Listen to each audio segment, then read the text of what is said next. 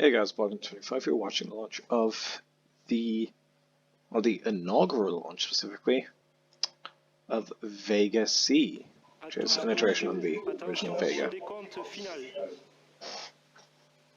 So, let's see.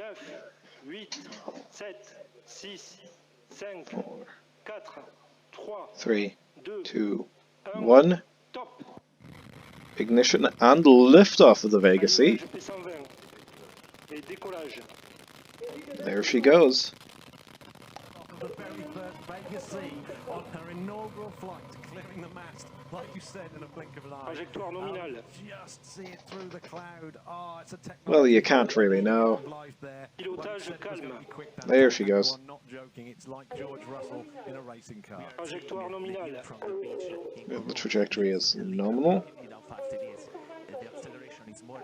Acquisition, télémesure par station Saint-Jean. I like how we can't hear anything the actual commentators are saying, because it's all drowned out. The flight director is saying that all the parameters are nominal and everything is going well so far.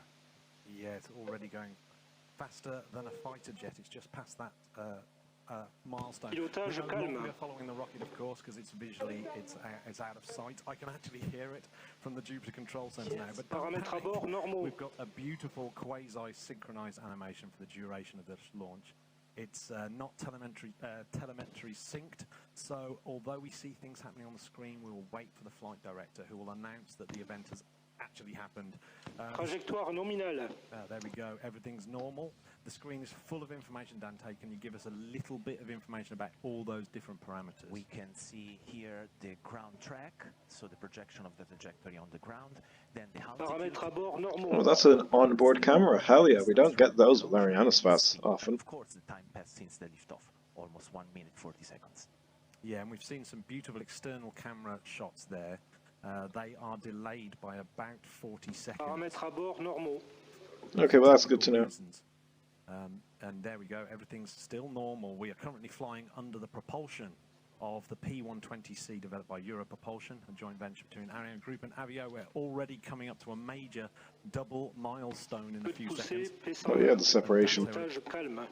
Dante will explain what that double milestone is. It's a unique, complex separation of the spent Trajectoire nominale. Yes, first we are stage. hearing that the trajectory is nominal, parameters are nominal, P120C is slowing its thrust, and we are approaching the separation. Let's wait for the announcement of the flight director. The animation. Séparation P120. There he goes. He's Allumage confirmed, Z40. and it's ignited. Yeah, this is There we already go. a very major milestone of this flight, because we had the in-flight qualification, so demonstration that we fulfill all the objectives and requirements for this first stage that can be considered qualified for future Vega C missions and flight proven to be used as strap-on booster for the upcoming Ariane 6. Yeah, so you may have noticed in that 3D animation there that there were some retro rockets. Give us a little... why do we have to do that? We have these 8 small retro rockets that they provide a Propulsion retroverse nominale. thrust to the P120C, because it is so big and with so much residual inertia that we must be sure it won't hit the rest of the rocket once separated.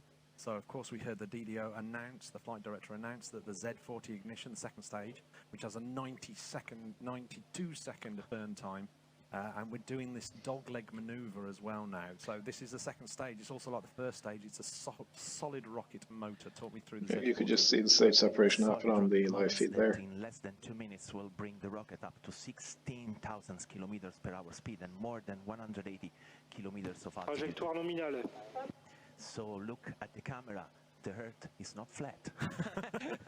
We can see it. Well, it wasn't flat 40 clearly. seconds ago. We can't confirm it is flat now. We have this really nice view from the onboard Pilotage camera. calme. The guiding, you can hear the flight director saying pilotage calme. That means in French that the guiding so far is very smooth, and it's a very good sign. Yeah, that's Tous les paramètres à bord sont normaux. And parameters are nominal, and then we are approaching also the separation of the second stage, that as well is doing its first in-flight mission. So in a few seconds we should listen to the flight director. We're going to have the second stage separation, and we'll wait for the DDO to announce that. But we're also And there's going to be a fairing separation, I believe. Fairing release in quick succession. So pay attention. We're coming up to that milestone there. It's on the There's animation. separation. Séparation Z40. And there it is, separated. There's the firing on the animation. There's the Allumage ignition. Z9. Yes, and it And was fairing. There was my favourite moment. Séparation de la coiffe. And Didio confirms it actually happens. It's the separating of the fairings. It's one when you watch it for the first time, you think, what, you know, you're exposing your payload to the rushing wind Pilotage calme. as the rocket barrels through space. But of course, we're well into space now. We're twice the height of the Kármán line. So Dante, tell me what's happening here. Look, we are already at 194 kilometers of altitude. It means the atmosphere there is so thin that there is no possible harm to the payload. So for this reason, we get rid of the fairing because its aerodynamic and protection functions have expired, and now it has just Trajectoire useless nominale, mass. paramètres à bord So nominaux. now we don't want to bring up with us to the very end this useless mass, because the lighter you are, the more performance you get and the better it is. And look at this. Oh, beautiful, beautiful, the onboard. There you go, you can see stage separation. Happened 70 seconds ago with the technical reason for the delay. And ignition. Meant that we see that it's 70 seconds behind now. But that's actually quite useful because we And there get to goes the comment fairing. on it. And look, there's the fairing Yes. wobbling away. Oh, Yeah. that's absolutely beautiful, falling down That to, like was you say, stunning. a sort of Propulsion curved nominale, fall. paramètres à bord normaux. So everything's normal. We're looking at the what stage are we looking at now? We're looking at It's the the Z9 third stage. stage. Yeah, the It's the third third stage, stage. and it's flying on the animation. Talk us through this particular flight, because we're going to see a maneuver any second now that's Yeah. quite interesting. Yes, you have seen now, since the separations of the first and second stage, they fall back into the Trajectoire old self. nominale. While for the Z9, we are already at 240, we will reach almost 300 kilometers of altitude, and it will continue in a ballistic trajectory going on. So we have to manage carefully with this maneuver we are seeing in the animation. It is Yep. called the neutral axis maneuver, and this way we can manage properly the fall pousser down Z9. point of this third stage that will happen in the Polar Sea. Yeah. Pilotage calme. And still everything's fine. The telemetry on the screen and the animation represent the exact rocket maneuver, so we can see it's absolutely normal, following that green track. So we'll always hear the confirmation from the flight director that things are happening, but the animation seems to be just before he's Paramètres à saying it, bord normaux. and everything is Even that's still probably normal. just That signaled third why stage is the difference in almost animation spent now. exists. It's, how's it different? It's no different from the other two stages, is it? No, it's just smaller, but it brings the most difference in terms of gaining speed. Yep, so there's the There we go. The Z9. has separated. Confirmation. And I assume Safe it's an in the Abu. hole. And this is Vega's first time around the globe, and unfortunately last as well. So let's talk about ground stations, actually, Dante. We'll be losing the satellite to a blind spot in the ground station coverage in about 1 minute 30 seconds, I believe, and that's going to be for about 5 minutes. So what exactly does it mean to lose ground stations? Orbite atteinte après extinction Z9 nominale. Oh, well, let's soak in that view of the blue marble here. I was listening for the flight director saying that still everything is nominal. So the rocket is guided autonomously by its own board computer. That is good. Oh, no there one it goes. with the joystick piloting it. in real time. Just watching the that separation of the stage Yeah, falling this down. is amazing. Yeah. Awesome. And still, it is still not Yeah. flat. Yeah, but what we have to absolutely need to do is to constantly know where it is, the launcher, and how it is doing. We have listened so far Pleine to visibilité Saint-Jean. yes, to the various announcements from the flight director, and he can do this only because we have this ground station, so big antennas spread all around the world that are there to retrieve all the telemetry data Paramètres à bord coming normaux. from the rocket. In this way, we know what is happening and that everything is nominal, and as the flight director just announced. And each antenna has a visibility cone, and when we design the mission, we don't only maximize and optimize the performance, but we must also ensure. But look, we have Oh, there's the payload. yes, an Yeah. inside view of the Laris 2, inside the fairing. If you think it looks like if you think it looks like a mirror ball, Galio. Yeah, indeed. it really does. It really Well, I mean, does. that I is think we've basically just what it announced is as far as I know. Telemetry was lost there. Perte normale de la télémesure en fin de visibilité Galio. Exactly. And so I was saying that thanks to we ensure that all the main events happen in full visibility. Yeah, so we're higher than the ISS. I don't know how we managed to miss it, but we we managed to miss Visibilité Galio confirmée. the ISS there. So there was confirmation the rocket's out of sight, but it's certainly not out of mind. She's bravely flying all on her own. What happens to all that telemetry, though, when the rocket is out of the gaze of the ground stations? What we do is that all the flight data are being stored in a special unit, the mass memory unit, ready to be sent in packages as soon as back in visibility of the next ground station. In this way, we ensure that we have all the data also to perform the post-flight analysis, which is very important. Yeah, so we keep saying this flight is normal, but we won't know whether it's nominal really until we get all that flight information back. It's absolutely super critical, particularly, I guess, on a maiden flight of a brilliant rocket. So with that, this is an inaugural launch, and what is the follow-up to a success of an inaugural launch? Well, the Hopefully Vega C more is launches. a new era of space launch. European Space Agency working hard for building a system that delivers. So here are a few familiar faces to explain that concept. That's the original Vega. 2, 1, top. After the maiden flight, the successful maiden flight in 2012, the team started working on other programs, in particular the evolutions of the Vega launcher, the Vega C version, the consolidated one, and the Vega Evolution version, which will be launched in 2026. That's an engine The test. key innovation regarding Vega E is, of course, this third stage, which will be greener than the current stages. It will be liquid oxygen and methane, so it improves in this sense. It is more performing. It reduces the number of stages, therefore the costs and the complexities. Overall, it will be more performing and more competitive.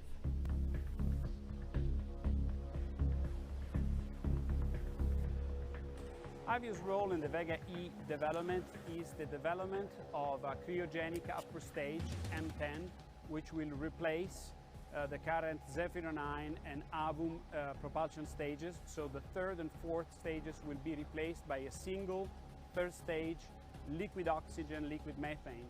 It's a technology that represents a novelty for Europe, so quite a bit of effort for this new version, which will fly by 2026.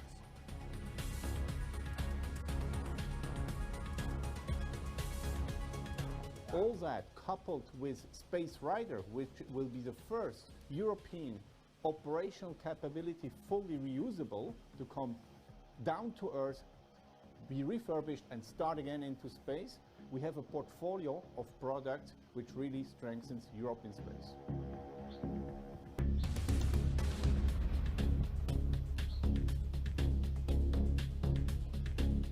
This is a model of Space Rider. The real thing is quite bigger, the size of 2 minivans. Once in orbit, Space Rider will perform experiments in microgravity. This is because the re-entry module has a cargo bay in which we can put experiments inside and perform validation of new technologies in these extreme microgravity conditions.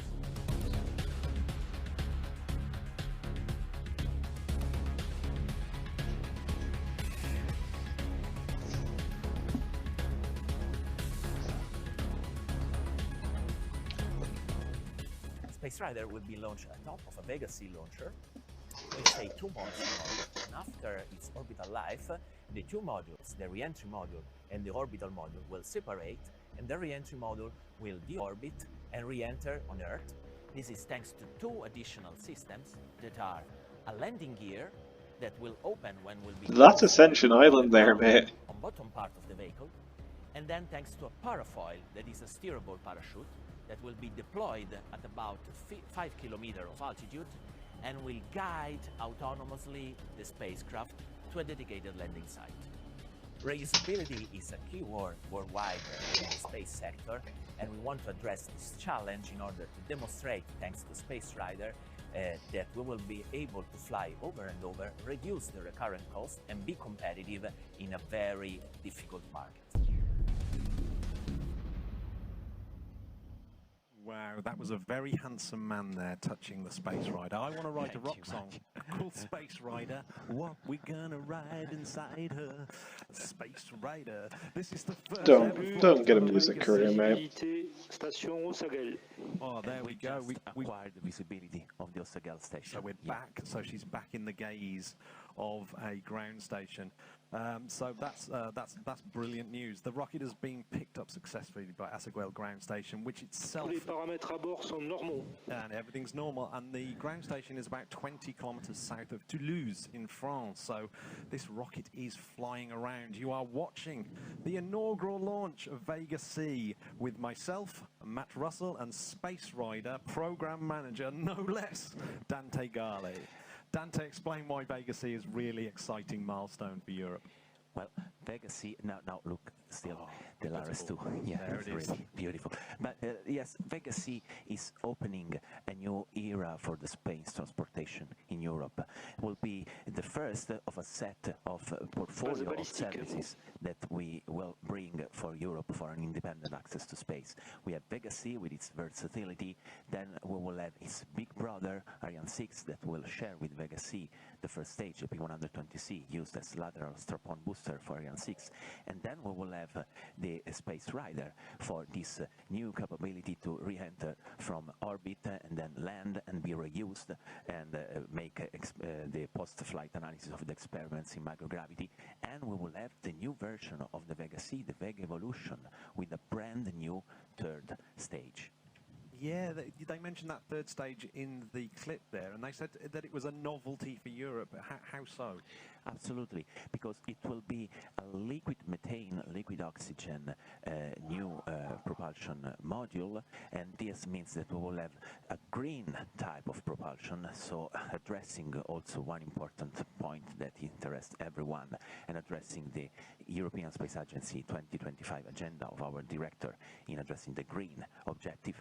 And also we will substitute the third and fourth stage of the Vega C with this new third stage, so one stage instead of two, so we reduce the cost, we increase performance, we increase competitiveness.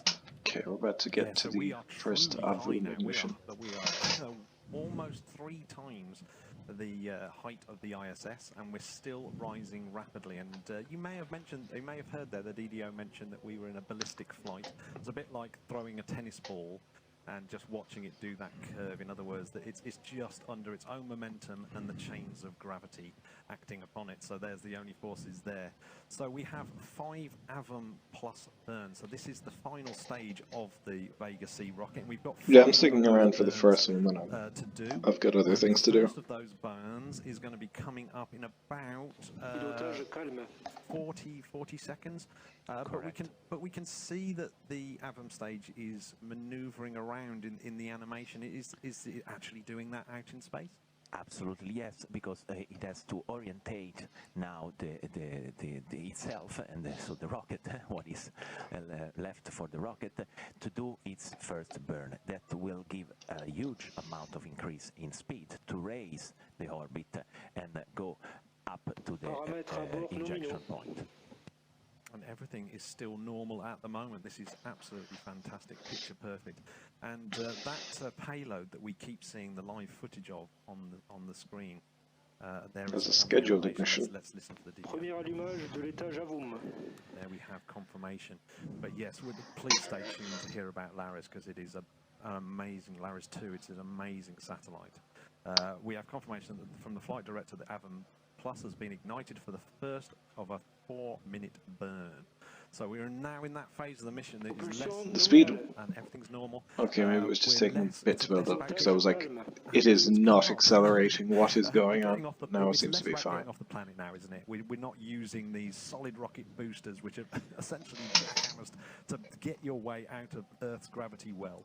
Now we're in that stage of the rocket where we're trying to use a little bit more finesse rather than that raw power. So you know, it's so Dante, this is a very different stage, isn't it, of the rocket and the rest of the launch. And that is another onboard camera view. That's correct. It's a completely different stage, and still everything nominal and calm. What is this difference? The first 3 stages are solid rocket motors. Their principle of functioning is like a firework. You ignite, they burn, they expire. We get rid of them. But then you need something that has the capability to be reignited. Why? I give you a Trajectoire kind of normale. metaphor. Think about the golf. You want to reach the hole, so you use the drive at the beginning because you want a very powerful mean to reach rapidly and efficiently the green. But then it is very difficult to do hole-in-one. You need a pattern. You need a pattern to go to the hole. And the Avon Plus is doing exactly this. It's our pattern. It's the propulsion model, liquid propulsion model with the capability to be reignited and ensure the fine and precise pointing and injection into the orbit required by our payloads. Yeah, that P120C is one hell of a driver as well. So the Avon doesn't just have one thruster though, does it? Not at all. We have the main engine that is burning now, and in fact we call MIA, so main engine Avon. And then we have Propulsion nominale. propulsion still Les nominal paramètres à bord sont normaux. and parameters still nominal. And we have two additional small thrusters. They are called RACs, Roll and Attitude Control System. We use them, in fact, to adjust the attitude of the rocket all along its mission, but most importantly, also to ensure that the payload is released exactly in the way and in an attitude he wants to. Yeah, I wish I could adjust the attitude of my kids. The little brass-coloured objects on the black cone, the dispenser that you see in the animation, are they the RACs thrusters? Yes, correct. They are. Wow, yeah. So they're used on this mission for Les paramètres à bord sont Well, normaux. for maneuvering and orientation, really. the barbecue maneuver. Can you talk us through exactly what on earth a barbecue maneuver is? Yes. You spin to ensure even heating. This word that is explaining exactly what is this maneuver is. It's a barbecue. It means a slight rotational movement along the axis of the speed. And we do this for two reasons. The first one is because spinning into the sky, into the space, gives you stability. So we are more stable. And second, we use this maneuver because in this way we make homogeneous the temperature all along the structure. We are in the deep space. On one side you have the sun, on the other side you have the deep space, so very different temperatures. This can create distortion and too big solicitation to the structure, so you make it rotate so that the temperature is homogeneous, like when you're cooking your meat on a barbecue, and you want this very well cooked on all the sides. Yeah, so we're about to have this confirmation of the extinction of the Avon Plus burn, so we'll wait for the DDO flight director to confirm that telemetry. And we'll be flying ballistically once more, once that burn finishes.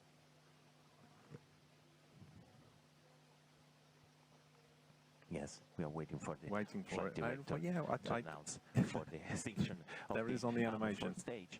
He seems very unconcerned. Yeah.